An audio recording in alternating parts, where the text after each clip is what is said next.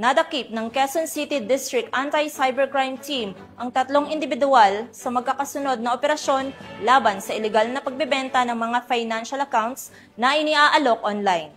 Ang mga suspect ay nahuli sa akto ng pakikipagtransaksyon gamit ang social media platforms. Patrolwoman Mary Grace Artizuela sa report.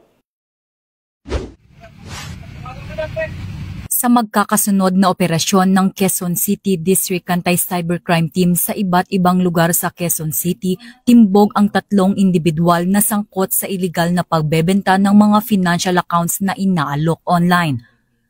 Ang operasyon na isinagawa bilang bahagi ng pinagting na cyber patrolling ng PNP Anti-Cybercrime Group laban sa mga individual na nagsasagawa ng mga iligal na aktibidad sa mga online platforms. Dahil sa naturang operasyon, 3 suspect ang naaresto at kasalukuyang nahaharap sa kasong paglabag sa Republic Act 12010 Anti-Financial Accounts Scamming Act o AFASA na may kaugnayan sa Cybercrime Prevention Act. Ang mga naaresto ay pansamantalang nasa kustodiya ng QCDAC para sa kaukulang dokumentasyon at agarang pagsasampa ng kaso laban sa kanila.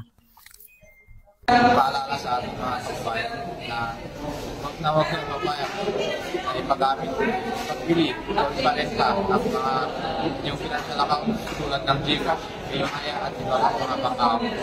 Dahil maaari itong malamit ng mga criminal at scammers sa kanilang mga illegal na activities. Ang mahirap pa dito, kahit hindi ikaw mismo ang bukana ng krimen ay pwede ka pa rin makasuhan dahil sa'yo nakapangalan ng account. Kaya ang aking paalala na maging maingat, maging responsable at maging kasangkapan ng krimen. Mula dito sa Campo Crame, ako ang inyong PNN correspondent, Patrolwoman Mary Grace Artizuela, nagbabalita para sa Police News Network, alagad ng batas, tagataguyod ng Balitang Pulis.